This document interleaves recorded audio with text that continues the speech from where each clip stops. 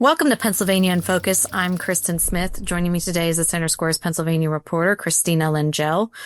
This week was a big week for Governor Josh Shapiro. He officially launched his re-election campaign for governor. This isn't an unexpected move at all. He is the governor, but you were there in person to see what he had to say and kind of get the vibes of what his campaign is going to be like. So tell us about it. Yeah, you're absolutely right. It's almost bigger news when someone announces that they won't be running for re-election than when they do.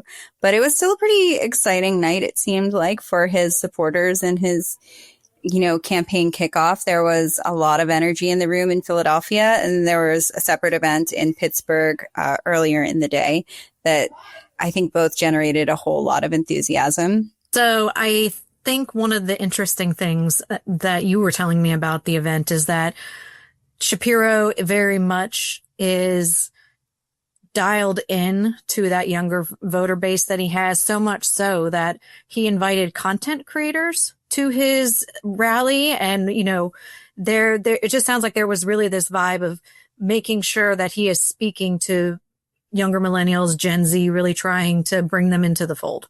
Yeah, absolutely. There were quite a few creators who were there to film, record, do their thing. There were also, one of the speakers was his digital campaign manager, and she got up there and talked to people about how they can get the word out and get the vote out by, getting on, using socials, using the hashtags and texting to join their campaign. So they're certainly, leaning hard into taking the digital angle and really, getting to the most people that way, I think, because we certainly know that Pennsylvania is an aging state and our older population tends to already be pretty engaged when it comes to voting. Right. And Shapiro, he loves a good TikTok or Instagram reel or Facebook reel. I don't even think it's just because of our career, but I see him even in my personal socials popping up. And he, in particularly, and this is probably obviously very strategic on their part, but that social media presence of his focus is very much on the issues that matter to younger voters. And so a lot of times reproduction access or reproductive rights and, things of that nature. So what else did he have to say, though, given how charged the atmosphere has been, particularly not only in the last year since Donald Trump took office, but in the last few weeks and a lot of what is happening? Shapiro is no stranger to criticizing Trump, and I'm certain that he had something to say at this rally too. Well, Shapiro's motto, which has been the case this whole, during his whole first term, and it seems to be his campaign motto, again, his slogan is getting stuff done is what he says, and it needs to be PC. His aides and staff tend to go back and forth, cabinet members, between whether or not they're actually going to swear, depending on the setting. But they say it a lot, and the crowd was chanting it quite a bit.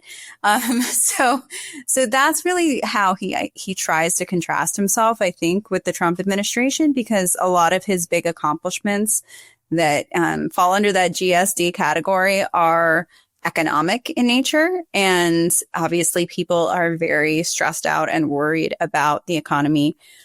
The tariffs have been, a large question mark, I would say, on the American people's minds. Inflation has been big. And so those are areas where I think people have been pretty critical of President Trump. And so drawing that contrast, I think, is important for Shapiro.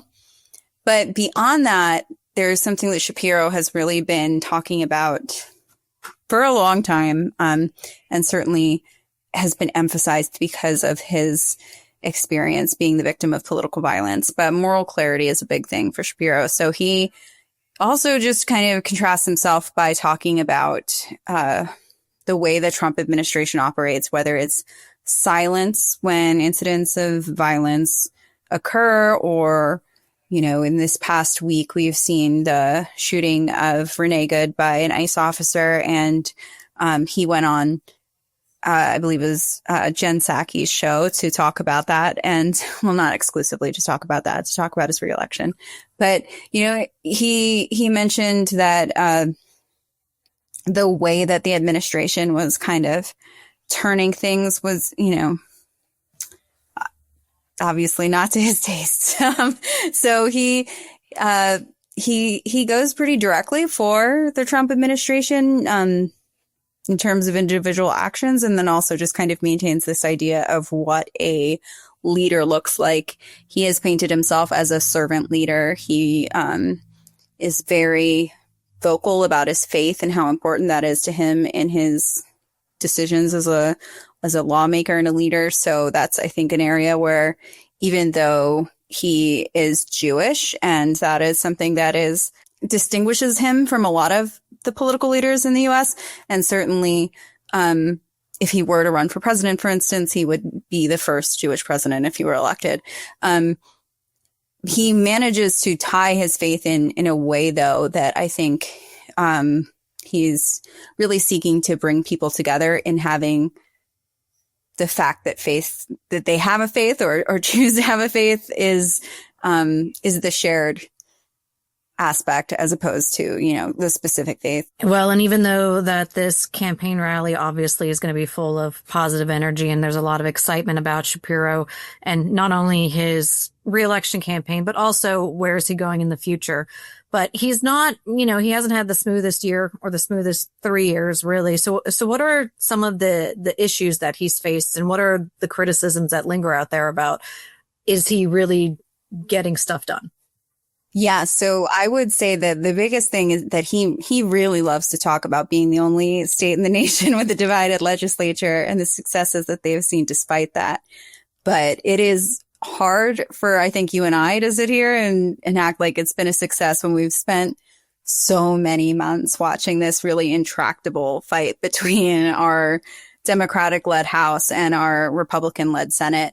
It hasn't struck me as a bipartisan victory that they finally came to a budget. It seemed like an inevitable conclusion that a state has to have a budget. So getting one 130 days late doesn't seem like a win necessarily to me. But even Kim Warb, when she was, ceremonially reelected to the president pro temp of the Senate position this week, even she, talked about the victory of the budget. So even though it's something both sides are kind of painting as like, hey, we're really bipartisan and we got it together, it was clearly a struggle to get it together. And a lot of the issues, they never really came to any resolution on, like mass transit. They never found a permanent funding stream. That's something that Shapiro claimed as a victory during his rally, as did Vincent Hughes, that the trains never stopped running in Philly. That's actually, sure, some trains ran the whole time, but there was a point where SEPTA did have to make some cuts, and then a court order had them reintroduce them before there was ever funding. And when there was funding, again, it came out of capital funds. There is no permanent funding solution yet. So it's hard to paint that as a total victory. Although certainly it was Shapiro who issued that sort of stopgap measure to keep SEPTA and PRT going. And it didn't help the other 60 counties or so that aren't in the PRT or SEPTA region. It's absolutely true that he's a very popular governor and that he is very capable of bringing people from, the center and across the aisle together to, get behind a lot of his ideas. A lot of his more common sense and business oriented ideas are popular on both sides. His deregulation has been popular. Getting rid of RGGI, the greenhouse gas initiative, was very popular amongst Republicans.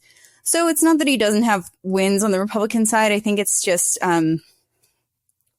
at this point, not just the state, but, kind of everyone is so staunchly in their camps when it comes to partisanship that it's hard to look at that as a real success. All right, Christina. Well, it sounds like this is just the very beginning of a very long campaign season that we will be covering. To follow that and more, keep up with us at thecentersquare.com/Pennsylvania.